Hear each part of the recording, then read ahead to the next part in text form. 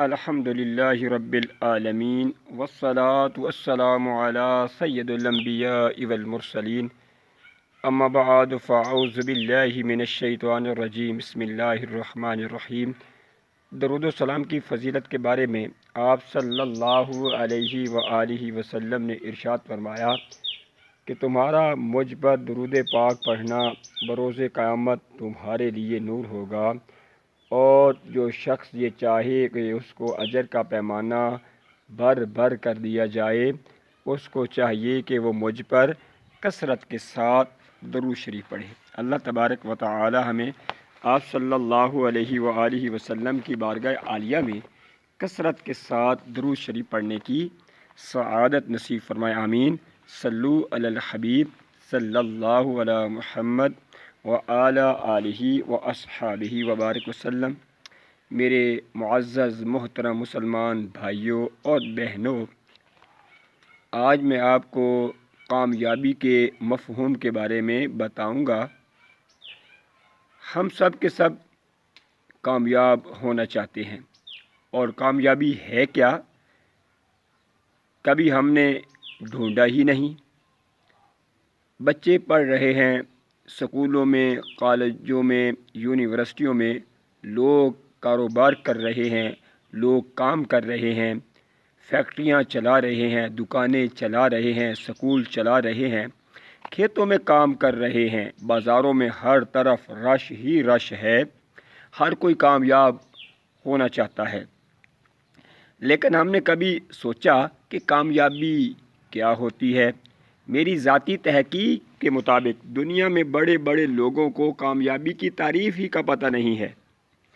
امریکہ میں ایک ریسرچ ہوئی اور پوچھا گیا کہ زیادہ تر لوگ کیا تلاش کر رہے ہیں، تو پتہ چلا کہ 80% لوگ دولت کی تلاش میں ہے۔ وہ چاہتے ہیں کہ ہم محنت کریں، اسٹرگل کریں، ہارڈ ورک کریں، کوشش کرنے کے بعد زندگی میں جو کچھ ملے وہ پیسہ ہو، وہ دولت ہو۔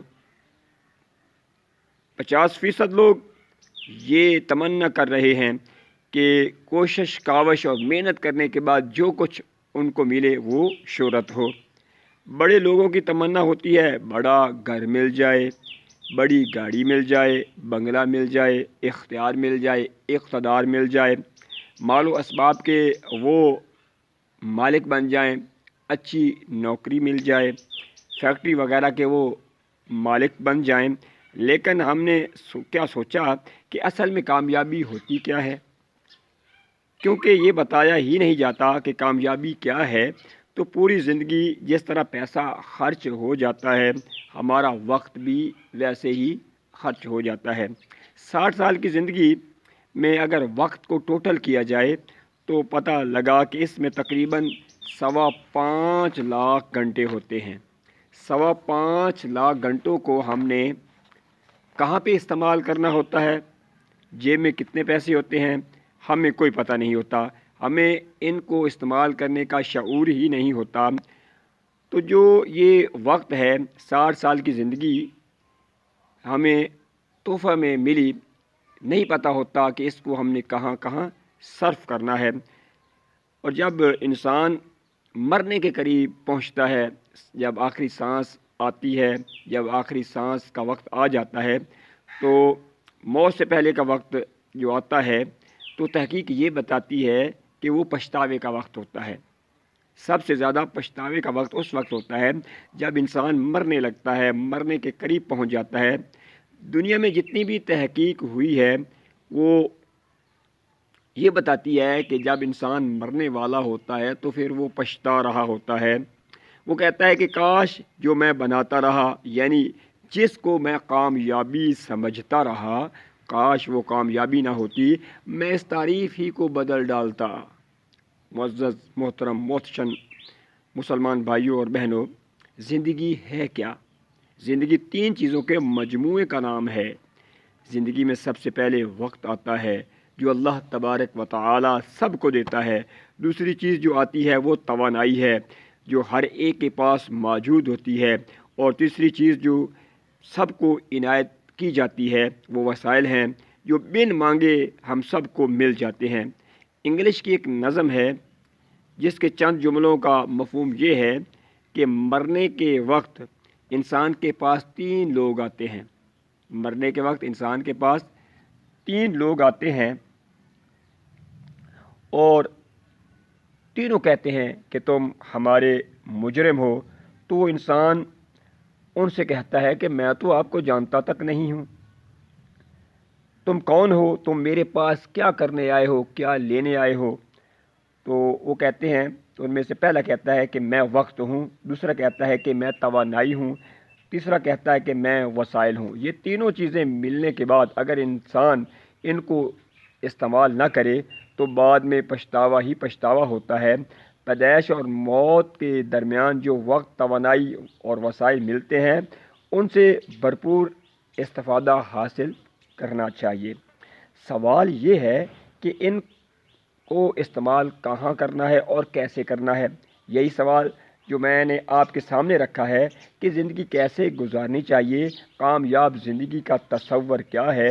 آج سے 70 سال پہلے امریکہ میں ایک علاقہ بوسٹن ہے، وہاں پر ایک ریسرچ شروع ہو گئی اور یہ ریسرچ دنیا کی مہنگی ترین ریسرچ تھی۔ ہارورڈ یونیورسٹی نے یہ ریسرچ شروع کی تھی اور یہ ریسرچ 724 لوگوں پر تھی۔ 724 لوگوں کو سلیکٹ کیا گیا، ان میں امیر بھی تھے، غریب بھی تھے۔ ان بچوں کی عمریں 15 سے 22 سال تک تھی۔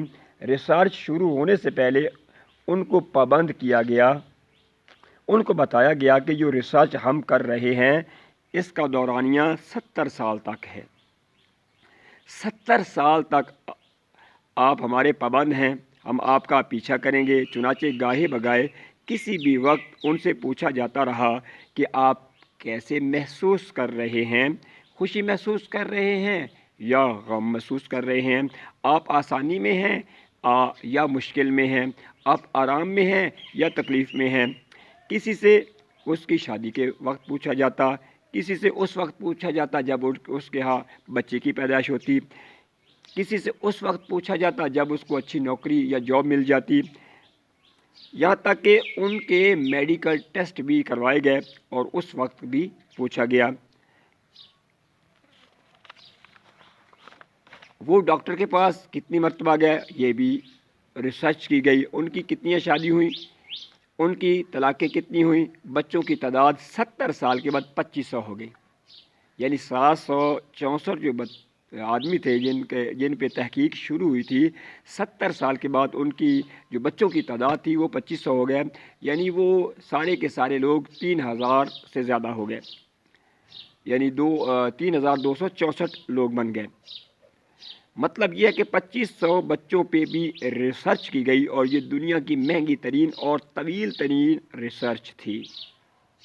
70 سال کے بعد جب یہ ریسرچ ختم ہوئی تو جو اس کے چیف ریسرچر تھے، 4 کا انتقال ہو چکا تھا، آخری ریسرچر نے اس ریسرچ کا رزلٹ آؤٹ کیا کہ ایک شاندار زندگی کا تعلق پیسے کے ساتھ نہیں ہے، ایک شاندار زندگی کا تعلق شہرت کے ساتھ نہیں ہے، ایک شاندار زندگی کا تعلق اس بات سے نہیں ہے کہ آپ 5 لاکھ کماتے ہیں یا 10 لاکھ کماتے ہیں یا 20 لاکھ کماتے ہیں۔ شاندار زندگی کا تعلق خوشی کے ساتھ ہے کہ آپ خوش کتنے ہیں۔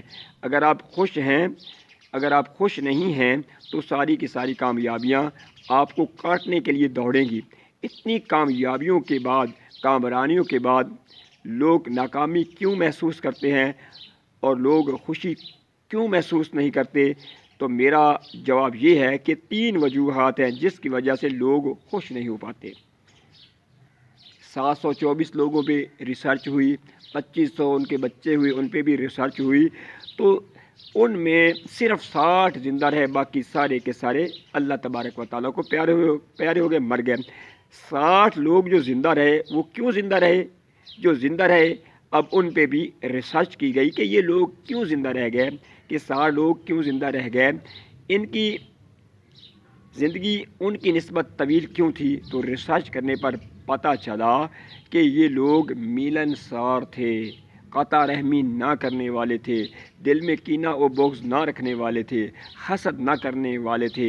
یہ قربانیاں دیتے تھے، یہ غم سناتے تھے اور غم سنتے تھے، یہ دعا دیتے تھے، یہ خوشیوں میں شامل ہوتے تھے، یہ تحفے دیتے تھے اور تحفے لیتے تھے، قربانیاں دیتے تھے، ملنسار لوگ تھے۔ دوسری وجہ یہ تھی کہ ان لوگوں کو اپنا کام پسند تھا، یہ اپنے کام کے گلے شکوے نہیں کرتے تھے۔ ہمارے ہاں تو یہ عام رواج بنا ہوا ہے کہ جس سے بھی پوچھتے ہیں کہ زندگی کیسے گزر رہی ہے تو وہ روتے بھی ہیں اور کام بھی کرتے ہیں۔ نہ لوگ رونا چھوڑتے ہیں اور نہ ہی لوگ کام چھوڑتے ہیں۔ جو لوگ کام سے خوش ہیں، کام کا گلہ شکوہ نہیں کرتے، ان کی طویل زندگی ہوتی ہے، وہ زیادہ خوشی محسوس کرتے ہیں۔ تیسری وجہ، یہ جو لوگ 60 زندہ بچے جنہوں نے ان کی نسبت زیادہ عمر پائی، ان کی زندگی میں فکر فاقے کم تھے، بلا وجہ پریشان نہیں ہوا کرتے تھے، یہ فکر مند نہیں ہوتے تھے۔ یہ فکر مندی وہی پالتے تھے جو فکر مندی ہوا کرتی تھی، اور جو فکر مندی نہیں ہوتی تھی اس کا ان پر کوئی اثر نہیں ہوتا تھا۔ دیکھیں آج کل اس معاشرے میں لوگوں کی عمریں طویل ہونے کی بجائے قلیل ہو رہی ہیں، تھوڑی ہو رہی ہیں، بیماریاں بڑھ رہی ہیں، ہارٹ اٹیک کی ریشو بڑھ رہی ہے، لیور کینسر بڑھ رہے ہیں، معدے کا السر بڑھ رہا ہے، لوگوں کے پیٹ معدے خراب ہو رہے ہیں۔ یہ سب کی سب بیماریاں کیوں ہیں؟ ہمیں پتہ ہے کہ لوگوں میں 3 کمیاں ہیں۔ نمبر 1 ملن ساری کی کمی ہے، اپنا کام پسند نہیں ہے اور بلا وجہ پریشان رہنا۔ اگر ہم نے خوشی بڑھانی ہے تو ان تینوں عوامل پر ہمیں کام کرنا ہوگا۔ جب میں نے اس ریسرچ کے بارے میں پڑھا تو مجھے خیال آیا کہ ہمارا دین بھی تو یہی کہتا ہے، ہمارا دین تو منع کرتا ہے کہ آپ نے تعلق ختم نہیں کرنا، اپنے تعلق کو قائم رکھنا ہے، محبت کے ساتھ رہنا ہے، دوسرے کے ساتھ لڑائی جھگڑا نہیں کرنا۔ 3 دن سے زیادہ اگر ہم قطع رحمی کریں گے تو جنت میں داخل نہیں ہو سکتے۔ تو نبی پاک صلی اللہ علیہ وآلہ وسلم کی حدیث ہے، آپ صلی اللہ علیہ وآلہ وسلم نے ارشاد فرمایا، اگر کوئی چاہتا ہے کہ اس کی عمر بڑھا دی جائے اور اس کا رزق بھی بڑھا دیا جائے تو اس کو چاہیے کہ وہ صلح رحمی کرے۔ یہ ہمارے پیارے نبی صلی اللہ علیہ وآلہ وسلم نے 1400 سال پہلے ارشاد فرما دیا کہ کامیاب زندگی بسر کرنا چاہتے ہو تو پھر آپ کو صلح رحمی کرنا ہوگی، لڑائی جھگڑا ختم کرنا ہوگا، دل سے نفرت ختم کرنی ہوگی، ایمانداری کے ساتھ کام کرنا ہوگا۔ اگر ہم ان عوامل پر اس حدیث پر عمل کریں گے تو ہمارا رزق بھی بڑھے گا، ہماری عمر بھی بڑھے گی، ہم بیمار بھی نہیں ہوں گے، ہم پریشان بھی نہیں ہوں گے، ہمارے پاس خوشیاں ہی خوشیاں ہوں گی۔ تو اللہ تبارک و تعالیٰ کی بارگاہ میں ہم دعا کرتے ہیں کہ اللہ تبارک و تعالیٰ ہمیں عمل کی سعادت نصیب فرمائے۔ تو میرے معزز محترم مسلمان بھائیوں، میری اس جو تقریر کا عنوان ہے یا خلاصہ یہی ہے کہ کامیاب، خوشحال، خوبصورت، خوشگوار، خوبصورت، پرسکون، راحتوں بری، مسکراہٹوں بری، راحتوں بری، مسرتوں بری، خوشحالیوں سے بری اگر زندگی بسر کرنا چاہتے ہیں تو پھر ہمیں 3 کام کرنے ہوں گے۔ نمبر 1 کسی کے ساتھ لڑائی جھگڑا نہیں کرنا، غیبت نہیں کرنی، چغلی نہیں کھانی، حسد نہیں کرنا، تکبر نہیں کرنا، اور صلح رحمی کرنی ہے۔ کسی کے لیے دل میں کینہ بغض نہیں رکھنا، ہر ایک کو اچھا سمجھنا ہے۔ دوسرے نمبر پہ جو ہم نے کام کرنا ہے اس کو ایمانداری کے ساتھ کرنا ہے، اس کے گلے شکوے نہیں کرنے، اور تیسرے نمبر پہ ہم نے بلا وجہ پریشان نہیں رہنا، اللہ تبارک و تعالیٰ سے نماز اور صبر کے ذریعے مدد حاصل کرنی ہے۔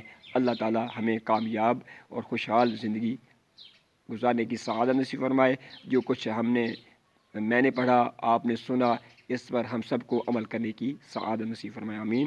صلو علی الحبیب صلی اللہ علی محمد وعلی آلہ واصحابہ وبارک وسلم۔